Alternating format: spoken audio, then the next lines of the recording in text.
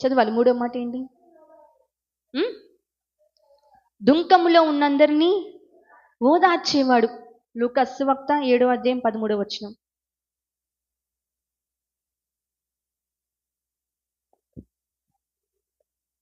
7వ అధ్యాయం 13వ వచనం.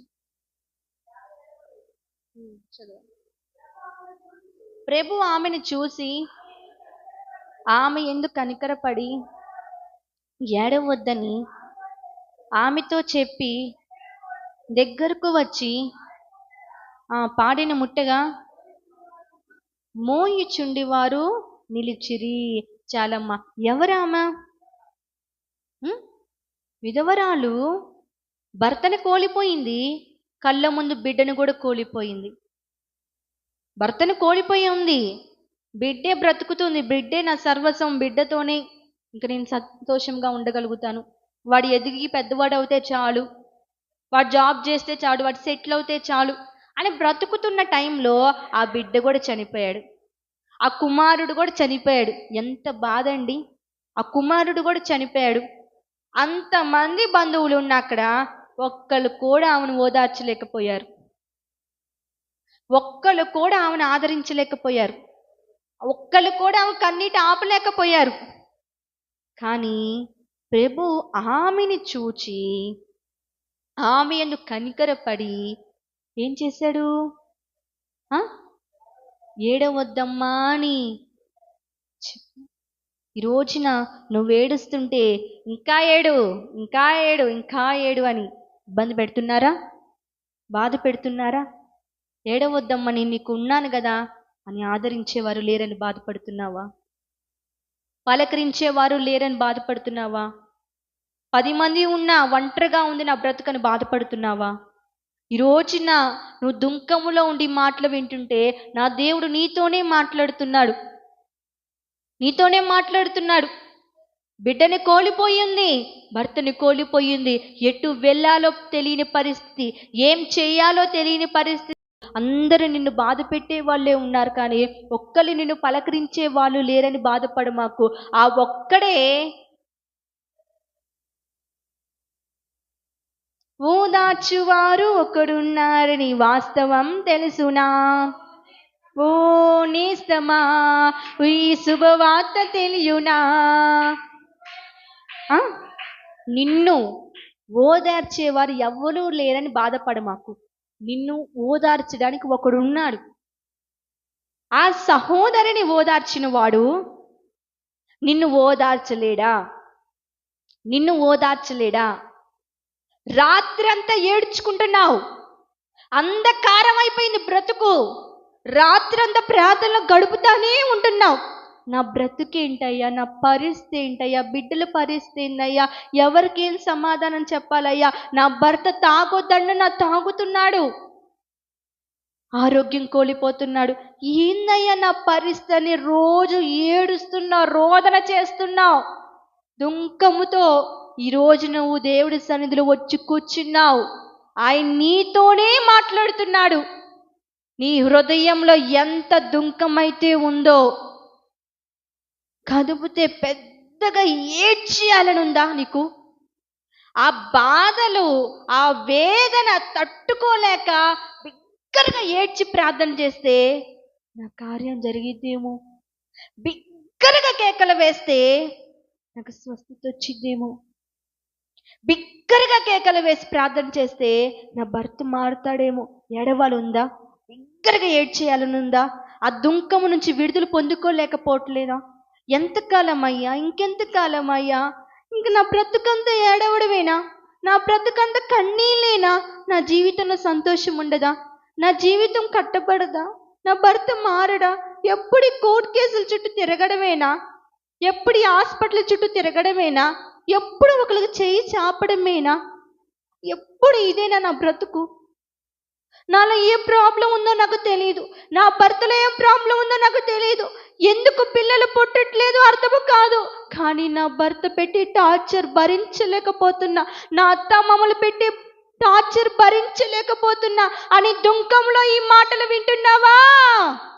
నా దేవుడు నీతోనే మాట్లాడుతున్నాడు. నువ్వు ఈ రోజున ఎంత దుఃఖముతో వచ్చి కూర్చున్నావో, నీ హృదయంలో ఎంత వేదన ఉందో, నీ హృదయం అంతా ఎంత నిట్టూర్పుతో కన్నీళ్లతో రోదన చేస్తుందో, ఆయన నిన్ను చూస్తున్నాడు. గమనించు, ఆయన నిన్ను చూస్తున్నాడు. ఆయన నిన్ను చూస్తున్నాడు. బాత్రూంలో కూర్చొని ఏడ్చుకుంటున్నావు, చూస్తున్నాడు సహోదరి. రోజు రాత్రంతా ఏడుస్తున్నావు, చూస్తున్నాడు. కనీసం ఇంట్లో అంతమంది ఉన్నా కానీ ఏందమ్మా ఎలా ఉన్నావు, బాగాలేదా, తగ్గిందా, పలకరించేవారు లేరని బాధపడుతున్నావా? కనీసం నేనున్నాను భరోసా ఇచ్చేవాళ్ళు లేరని బాధపడుతున్నావా? భర్త చెప్తే వినడు, బిడ్డలు చెప్తే వినరు. ఏందయ్యా నీకోసమని బ్రతుకుతుంటే మా బ్రతుకేందని బాధపడుతున్నావా? హృదయం అంతా దుఃఖముతో ఉందా? ఎందుకయ్యా మాకు ఇలా జరుగుతుంది? ఒకటి ఒట్టేకాక ఇంకొకటి, ఒకటి ఒట్టేకాక ఇంకొకటి. ఈ శ్రమలేనా మా జీవితం అంతూ? ఈ కష్టాలేనా? ఈ అవమానాలేనా? ఈ నిందలేనా? కన్నీళ్ళేనా? బాధపడుతున్నావా? బాధపడుతున్నావా? ఈ రోజున దేవుడు నీతోనే మాట్లాడుతున్నాడు. ఆయన నిన్ను ఓదార్చువాడు ఒకడున్నాడని వాస్తవం తెలుసుకో. ఆయన నిన్ను స్వస్థపరిచి యెహోవా అని నేనే అంటున్నాడని తెలుసుకో. ఆయన నీతోనే మాట్లాడుతున్నాడు. హృదయం అంతా వేదనతో, మాట కూడా మాట్లాడినంత కన్నీళ్ళు నీలో దాగున్నాయని నిన్ను చూస్తున్నాడు. ప్రార్థన చేసేటప్పుడు మాట కూడా రావట్లా, హృదయం అంతా కన్నీళ్ళే, మూలుగుతూ ప్రార్థన చేస్తున్నావా? నా దేవుడు నీతో మాట్లాడుతున్నాడు. హృదయం అంతా వేదనతో దుఃఖముతో నిండి ఉందంటున్నావు. ఆ హృదయంలో వేదన పక్కన సహోదరికి తెలియకపోవచ్చు, నిన్ను కట్టుకున్న నీ భర్తకు తెలియకపోవచ్చు. నువ్వు ఎంత నలిగిపోతున్నావో, హృదయం అంత వేదనతో ఉందో. ఇంకెంత కాలమయ్యా, ఎందుకయ్యా ఈ బ్రతుకు? ఇన్ని సంవత్సరాలు ఉపవాసాలు ఉన్నానుక నాకెందుకు జవాబు రావట్లా? నాకెందుకు గర్భం తెరవబడట్లా? నాకెందుకు కార్యము జరగట్లా? నా కుమారుడు ఎందుకు నా మాట వినట్లా? ఏంది నా పరిస్థితి అంటున్నావా? ఆయన నిన్ను ఓదారుస్తున్నాడు. ఆయన నిన్ను ఆదరిస్తున్నాడు. ఆ రోజున ఆ సహోదరిని దేవుడు ఆదరించాడు. ఆ సహోదరిని ఆదరించాడు. భర్తని కోల్పోయి, బిడ్డలు కోల్పోయి అనాథగా మిగిలి ఉన్న ఆ సహోదరిని ఓదార్చాడు. ఈ రోజున 10 మంది ఉంటే ఇంట్లో నువ్వు దేవుడి సన్నిధికి వస్తున్నావని తెలిసి కూడా నిన్ను అనాథలా విడిచిపెట్టారా? అనాథమై ఉన్నావా ఈ రోజున? ఆయన నీతో ఉంటే నువ్వు ఎప్పుడు అనాథివి కాదు. ఆయన నీ పక్కన ఉంటే 1000 మంది ఉన్నంత ధైర్యం నీకు ఉండిద్ది. ఆయన నీతో ఉంటే చాలు, నీ పక్కన ఉంటే చాలు, నాలో ఉంటే చాలయ్యా అని అడుగు. నువ్వు ఎంత దుఃఖముతో నీ హృదయంలో నలిగిపోయావో, ఆ దుఃఖం అంతా దేవుడి సన్నిధిలో బిగ్గరగా కేకలేశారండి ఒక వ్యక్తి. ముగిస్తాను. ఎవరేశారు కేకలు బిగ్గరగా? భర్తమనే బిగ్గరగా కేకలేశాడు, దావీదు కుమారుడా నన్ను దాటిపోకయా. మరి అక్కడ నిలిచిపోయాడా లేదా? నిలిచిపోయాడా లేదా? పాస్టర్ గారు రోజు ప్రార్థన చేస్తారు, పక్కనే ఉండి ప్రార్థన చేస్తాను నేను. బిగ్గరగా కేకలేసి ప్రార్థన చేస్తాడు, దావీదు కుమారుడు దాటిపోకయా. దాటిపోకుండా నిన్న రాత్రి జరిగిన సంగతి అయితే నాకైతే తెలియదు. దేవుడే నేను తట్టుకోలేనని గాఢ నిద్ర కలగజేశాడని నాకు తెలుసు. కానీ జరిగిన సంగతి నాకైతే తెలియదు. కానీ పాస్టర్ గారు చేసిన ప్రార్థన, మనము చేసిన ప్రార్థన అక్కడికి వచ్చిందా లేదా? దేవుడు మనందరి ప్రార్థన ఆలకించాడా లేదా? మరి ఈ రోజున నువ్వు బిగ్గరగా కేకలేసి ప్రార్థన చెయ్యి. బిగ్గరగా ఏడుస్తుంటే బిడ్డలేమని అనుకుంటారేమో, భర్త ఏమని అనుకుంటారేమో అని బాధపడు మాకు. ఫ్రీడమ్, సన్నిధంటేనే ఫ్రీడమ్. బిగ్గరగా కేకలై, హృదయం అంతా వేదనతో దుఃఖముతో నిండిపోయిందా, ఆయన నిన్ను ఓదారుస్తానంటున్నాడు. నీకు నేను ఆదరణ కలిగిస్తాను, నీకు నేను నెమ్మది పరుస్తా, నీ ఆత్మలో నేను నెమ్మది పరుస్తా. బాధపడు మాకు. దావీదు కుమారుడు అని కేకలు వేసిన భర్తమలే సృష్టి కర్తనే ఆపించాడు.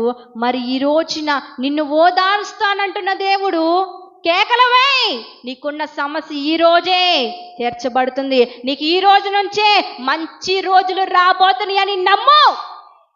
మంచి రోజులు ఈ రోజు నుంచే రాబోతున్నాయి. ఎంతకాలము ఈ దొంగ అంటున్నావుగా, ఈ రోజు నుంచే నీకు మంచి రోజులు రాబోతున్నాయి. నమ్మి ప్రార్థించు, గొప్ప కార్యం నువ్వు చూస్తావు. నువ్వు ఏదైతే అడుగుతున్నావో ఆయన ఖచ్చితంగా నీ విషయం చేస్తాడు. దేవుడు నీ ప్రవక్తను చూసి నిన్ను ఓదారుస్తానంటున్నాడు.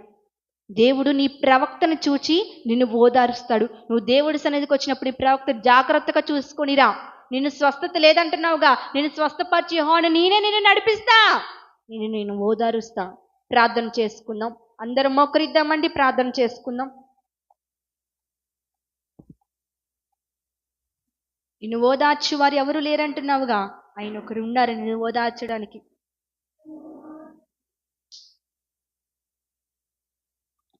అందరం మోకరిద్దామండి, అందరం ప్రార్థనలో ఏకీబిద్దాం. మోకాళ్ళు వేయగలిగిన వాళ్ళు వేయండి, లేని వాళ్ళు నుంచోండి, వేయలేని వాళ్ళు అందరం మోకాళ్ళు వేసి అడుగుదాం. కుటుంబం అంతా ఉన్నా కానీ నన్ను ఓదార్చి వారు ఎవరూ లేరయ్యా, నన్ను ఆదరించి వారు ఎవరు లేరయ్యా, నా పరిస్థితి ఏంటయ్యా, ఇంక నా జీవితం ఎలా కొనసాగిద్ది ప్రభువా, ఈ బ్రతుకంతా ఇయ్యేనా? కేకలై దావీదు కుమ్మడురా అని కేకలు వేసి సృష్టికర్తనే ఆపించేశాడు. ఈరోజు నీకున్న బాధను బట్టి, నీకున్న సమస్యను బట్టి అడుగు.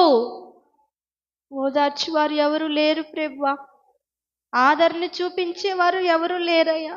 రోజు రాత్రి అంతా నేను విజ్ఞాపన చేస్తానే ఉన్నా, నాకు ఎందుకు కార్యం జరగట్లా? అడుగు, జరిగిద్ది. ఈ రోజు నుంచి నీకు మంచి రోజులు రాబోతున్నాయి, నమ్మి ప్రార్థించు.